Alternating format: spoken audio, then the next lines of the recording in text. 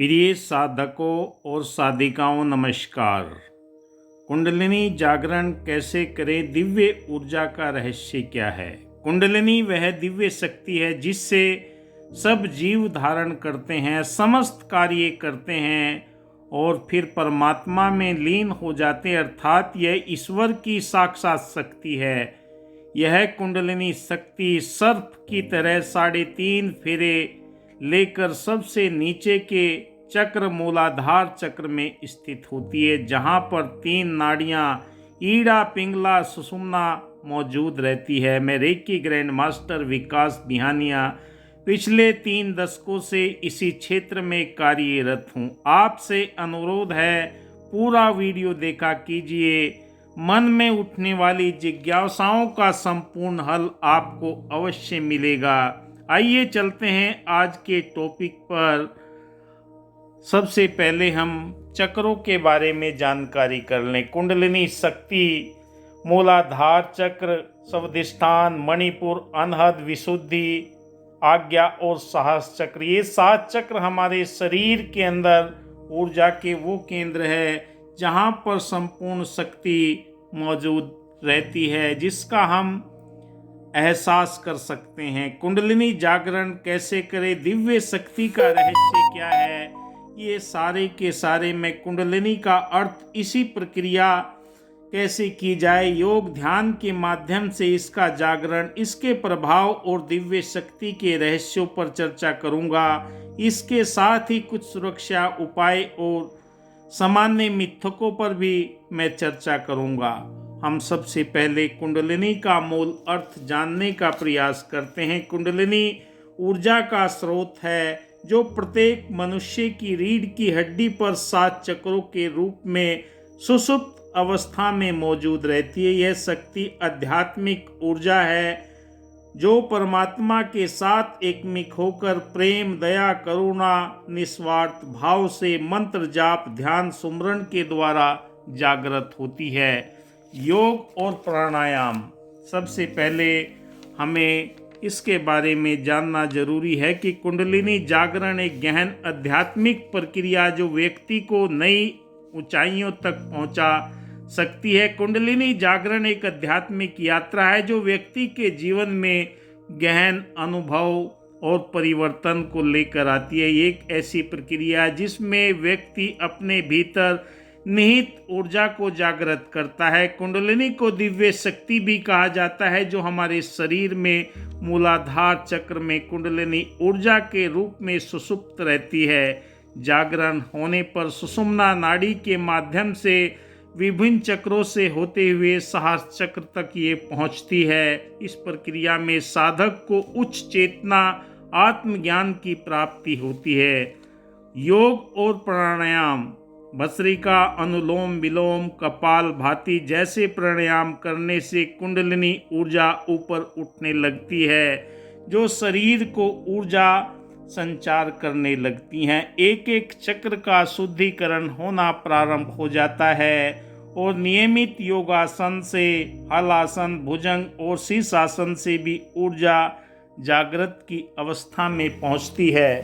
जो हम योग प्राणायाम करते हैं, हमारे शरीर के अंदर 72,000 नस नाड़ियाँ हैं जिनमें ऊर्जा का संचार होता है और हमें आध्यात्मिकता की उस यात्रा की ओर लेकर जाता है जहाँ पर जीवन के अंदर ये कई तरह के परिवर्तन हमें दिखाई देते हैं। योग और ध्यान ये दोनों ही प्राचीन तकनीकें हैं। कुंडलिनी जागरण में महत्वपूर्ण भूमिका निभाती है। योगासन और ध्यान से शरीर और मन शांत हो जाता है और ऊर्जा संतुलित होना प्रारंभ हो जाती है। जब शरीर में ऊर्जा संतुलित होती है तभी हमारे शरीर के अंदर कुछ स्पंदन, कुछ कंपन, चींटियां सी काटना, रीढ़ की हड्डी पर कुछ गर्माहट महसूस होना, ये सारी की सारी प्रक्रिया हमें योग और प्राणायाम के माध्यम से महसूस होने लगती है।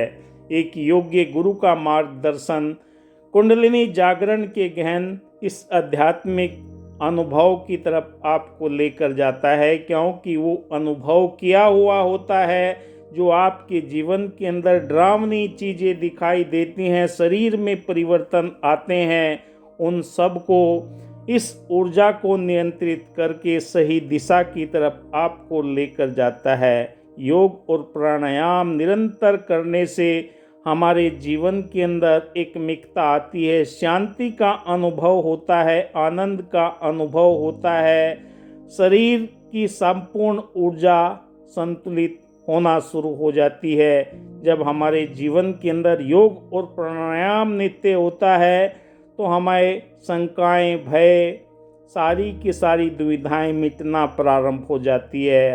हर एक के जीवन के अंदर अलग अलग अनुभव होते हैं। उसके उपरांत आता है ध्यान, मंत्र जाप और सुमिरन। जो जो आप ध्यान और मंत्र जाप सुमरन करते हैं, किसी न किसी देवी देवता का आप जरूर मंत्र जाप करते हैं या किसी सिद्ध गुरु के माध्यम से अपने मंत्र को जाप करते हैं। जब एकांत में बैठकर आप निश्चित समय पर ध्यान और मंत्र जाप करते हैं तो हमारे शरीर के अंदर मंत्र ऊर्जा बनाना शुरू कर देता है, क्योंकि सिद्ध मंत्र के अंदर वो ताकत रहती है, वो हमारे शरीर के अंदर वायवी एनर्जी पैदा करता है। जब वायवी एनर्जी अपने चरम पर पहुंचती है तो वो कॉस्मिक एनर्जी के अंदर तब्दील हो जाती है, क्योंकि जो ब्रह्मांड के साथ में मिलने के लिए आपका सारी की सारी इंद्रियां, 5 कर्मेंद्रियां, 5 ज्ञानेंद्रियां शांत अवस्था में, शून्य अवस्था में पहुंचती है तो ध्यान आपका गहरी अवस्था में पहुंचना शुरू हो जाता है। मंत्र और सुमरन निरंतर आपके शरीर के अंदर उस ऊर्जा को जागृत करता है। वेदों के मंत्र भी आप ले सकते हैं, पर सबसे पहले जो सिद्ध मंत्र होते हैं उनसे हमारे शरीर के अंदर तुरंत ऊर्जा पैदा होने लगती है। जहां आप ध्यान के अंदर बैठे, शरीर के अंदर तुरंत कंपन शुरू हो जाना, शरीर में पसीना आना, चींटियां सी चलना, सर के ऊपर भारीपन महसूस हो जाना, बाल खड़े हो जाना, कई तरह के सिम्टम आपको दिखाई देते हैं। ध्यान के माध्यम से कई साधकों के फ़ोन आते हैं, अब मुझे डर लगने लगता है। जब ये सारी शरीर में परिवर्तन होते हैं तो डरना मत, क्योंकि आपने मंत्र जाप के द्वारा अपने शरीर को साध लिया है। सुमरन के द्वारा आपने अपने आत्मिक चेतना को इतना विकसित कर लिया जो ब्रह्मांड के साथ में एकमिक होके आपको इस निराकार पारब्रह्म परमात्मा के साथ में जोड़ती है। यही ऊर्जा आपके शरीर के अंदर शुद्धिकरण करती है। जो जो डूबे श्याम रंग तो उज्जवल होए, मन के अंदर निंदा, नफरत, बैर, द्वेष की भावना मिटती चली जाती है। दया, करुणा, प्रेम की भावना हृदय के अंदर उत्पन्न होने लगती हैं, क्योंकि ध्यान की गहरी अवस्था आपको इस ब्रह्मांड की अलौकिक शक्ति के साथ में जोड़कर आपके जीवन के अंदर वो निरंतरता प्रदान करती है कि आपको ये एहसास होने लगता है आपके हृदय के अंदर दया के, करुणा के, प्रेम के, मिलवर्तन के, भाईचारे के, एकत्व के वो गुण अपने आप स्वतः ही उत्पन्न होने लगते हैं, क्योंकि आपके शरीर में नकारात्मक ऊर्जा मंत्र जाप सुमरन के माध्यम से समाप्त होना प्रारंभ हो जाती है। किसी के प्रति द्वेष नहीं, किसी के प्रति छल कपट नहीं, किसी के प्रति कोई ऐसा माहौल नहीं, सबके भले की कामना करने का ध्यान आपके अंदर उत्पन्न होने लगता है, क्योंकि परम पिता परमात्मा की दिव्य शक्ति आपके शरीर के अंदर संचरण करने लगती है। ध्यान की गहरी अवस्था आपको मोक्ष की तरफ लेकर जाती है, क्योंकि आप मूलाधार चक्र से जब ये ऊर्जा ऊपर उठने लगती है, धीरे धीरे एक एक चक्र को शुद्धिकरण करके सहस्रार चक्र तक ये ऊर्जा पहुंचती है।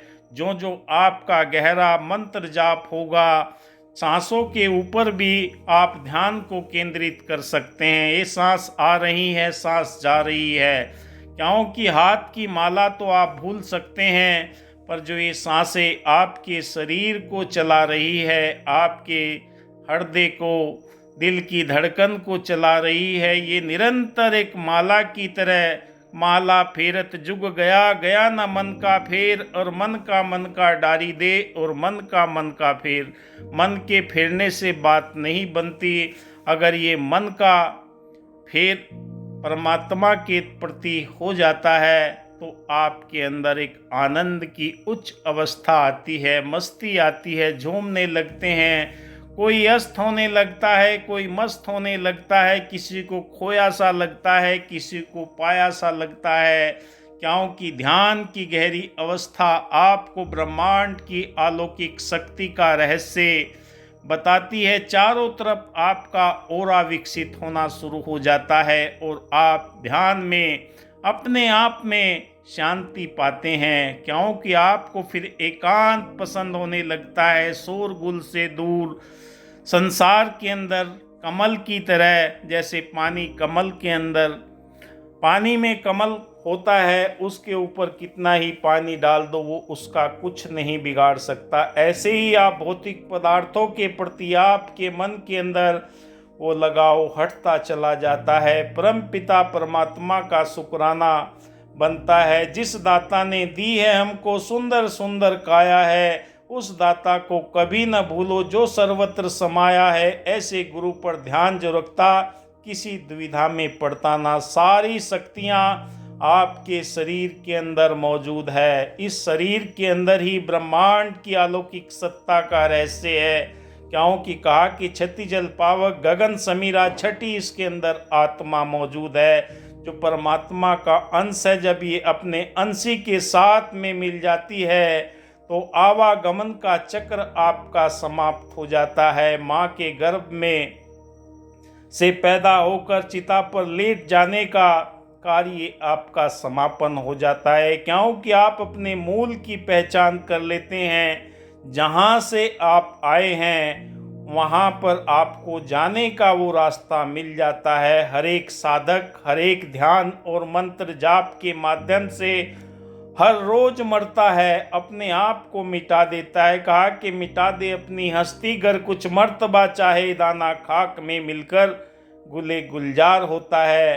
किसी शायर की पंक्ति हमें प्रेरित करती है, जो जो हम ध्यान मंत्र जाप सुमरन में अपने आप मिटाते चले जाते हैं। ये तन भी प्रभु तेरा है, मन भी तेरा है, धन भी तेरा है, तूने ही मेरे जीवन के अंदर ये ज्ञान की रोशनी दी है। अपने साथ में मुझे विलीन कर लो। जीते जी आप अपने आप को इस परम पिता परमात्मा के साथ में जोड़कर जीवन जीने का सलीका सीखते हुए चले जाते हैं। जब जीवन के अंदर ये भाव पैदा होने लगते हैं, आपकी ध्यान की हर एक सीटिंग के अंदर आपको आनंद आने लगता है। अगर आपकी ध्यान की एक सीटिंग में आनंद नहीं आ रहा तो कहीं न कहीं कमी है।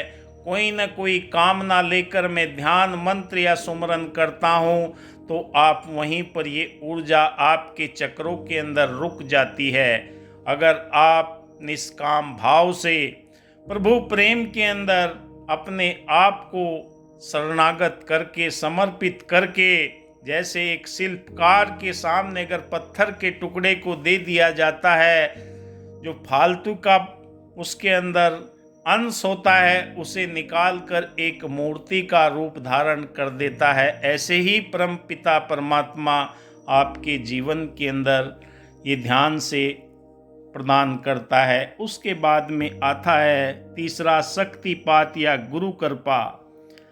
शक्तिपात वो प्रक्रिया है जो रेकी ग्रैंड मास्टर या पूर्ण गुरु अपने शिष्य के सर के ऊपर हाथ रख के सातों चक्रों को अपनी ब्रह्म ऊर्जा देकर उसकी कुंडलिनी को जागृत कर देता है, क्योंकि ब्रह्म ऊर्जा के द्वारा कुंडलिनी जागरण बहुत तीव्र गति से होती है। बस इसमें एक ही शर्त है कि अगर आपके ध्यान के अंदर कमी हुई, मंत्र जाप के अंदर कमी हुई तो ये पहली अवस्था में पहुंच जाती है। कई बार कुंडलिनी जागरण गुरु की कृपा शक्तिपात के माध्यम से प्राप्त होते हैं। गुरु की ब्रह्म ऊर्जा शरीर में सातों चक्रों को तुरंत जागृत कर देती है, क्योंकि मूलाधार चक्र से सहस्त्रार चक्र पहुंचने के लिए गुरु की जो ब्रह्म ऊर्जा है वो स्पर्श के द्वारा, उसके नज़रों के द्वारा, विचारों के द्वारा कई तरह से ये ऊर्जा शरीर के अंदर पहुंचकर अपना कार्य करती है। हम इस ऊर्जा का इस्तेमाल लोगों का डिस्टेंस हीलिंग में भी उपयोग करते हैं। दूर देश में बैठे या पूरे हिंदुस्तान में कहीं भी बैठे हुए लोगों के ऊपर जब ये डिस्टेंस हीलिंग का उपचार किया जाता है, उसके शरीर के अंदर से नकारात्मक ऊर्जा निकलती है, कष्ट निवारण उसके हो जाता है, शरीर में तनाव दूर हो जाता है। स्वयं वो कहता है कि मेरे शरीर के अंदर हल्कापन महसूस हो रहा है, क्योंकि ये ब्रह्म ऊर्जा ऐसी शक्ति है जिसे साधक या गुरु अपने जीवन के अंदर इस परमात्मा से हासिल करके अपने इस कार्य को संपूर्ण करता हुआ चला जाता है। प्रकृति से आपका लगाव होता है। आप घर के अंदर 2 पौधे लगाकर अपनी इस ब्रह्म ऊर्जा के माध्यम से आप देख सकते हैं, दोनों में परिवर्तन आते हैं। मैंने अपने आंगन में देखा, 2 पौधों के ऊपर ये प्रक्रिया करके एक को एनर्जी हीलिंग दिया और एक को नहीं दिया। जिसे हीलिंग दिया उसके अंदर वो सारी की सारी क्षमताएं उससे ज़्यादा सक्षम थी और वो बढ़ता हुआ चला गया।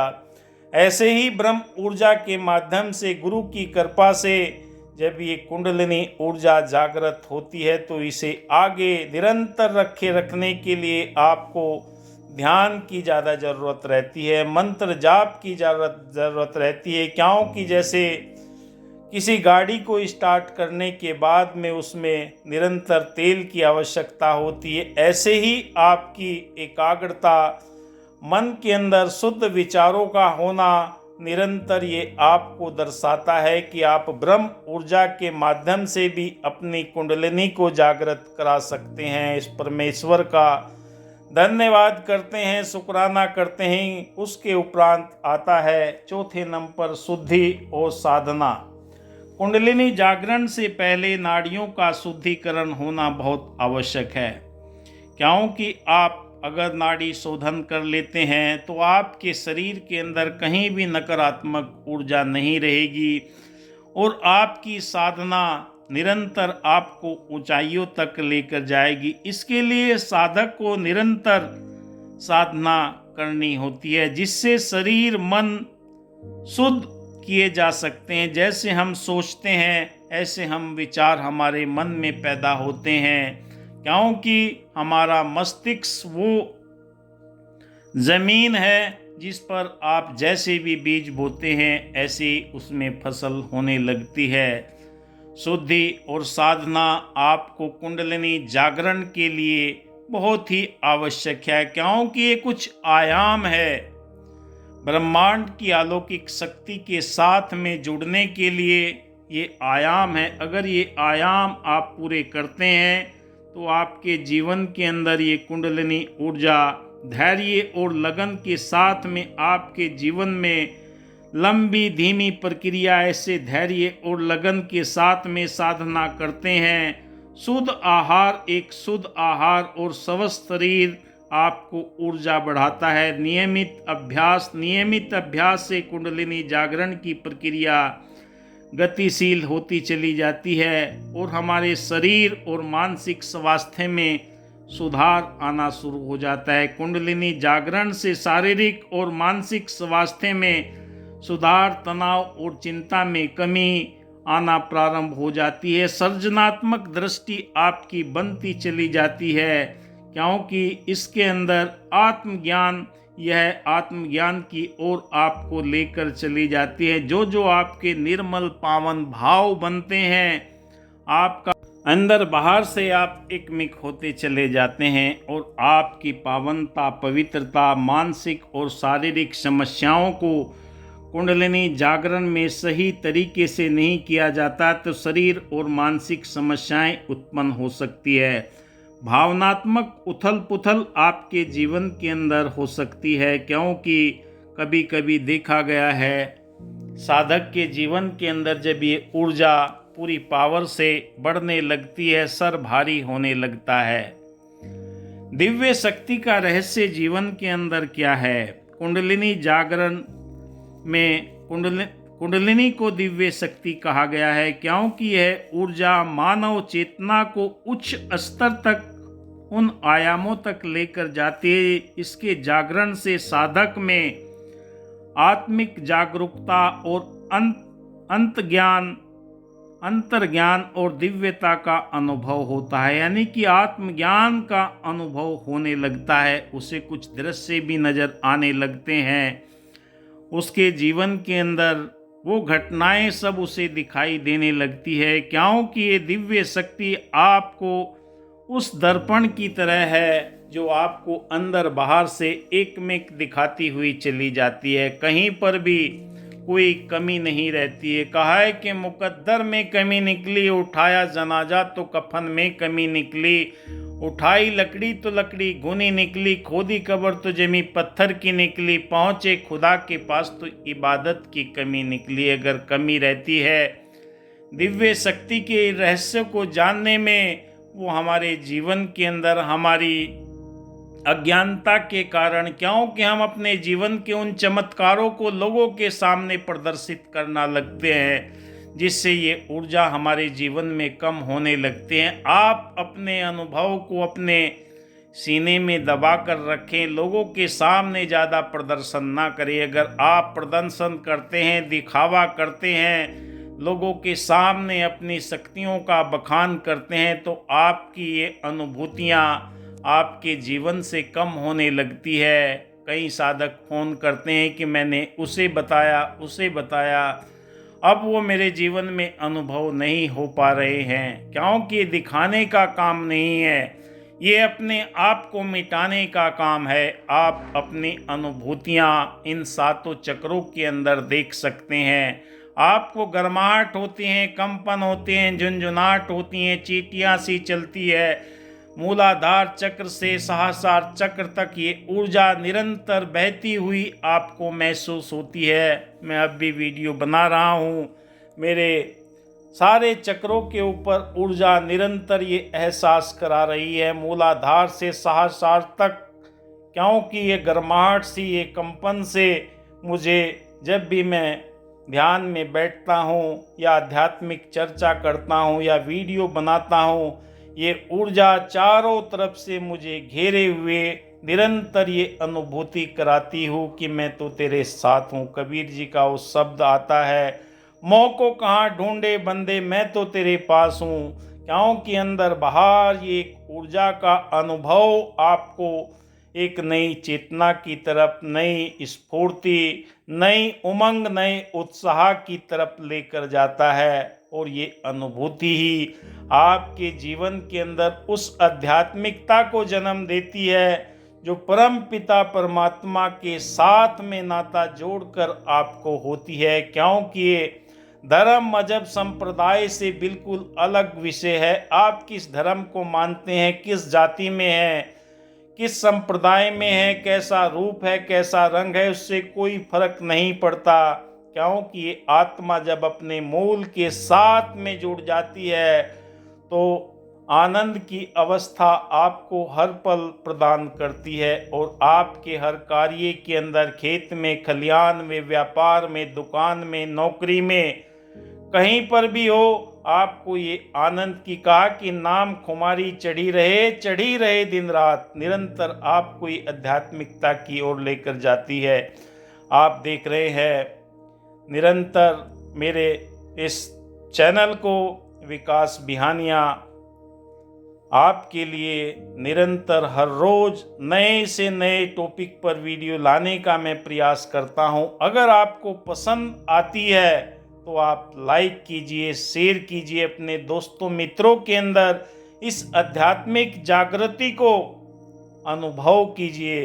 क्योंकि सच्ची आध्यात्मिकता तो वही है जो आपको खुशी मिली है, वो लोगों के बीच में खुशियाँ बांटते हुए चले जाए, लोगों की मुस्कुराहट देते हुए चले जाए, क्योंकि आध्यात्मिकता का अर्थ यही है कि आप अंदर बाहर से इस परम पिता परमात्मा की दिव्य शक्ति से सराबोर होकर आनंद के उस झरने के अंदर डुबकी लगाते हुए आगे से आगे बढ़ते हुए जा रहे हैं, क्योंकि जिसके लिए जीवन की सारी सांसें कम पड़ जाती हैं।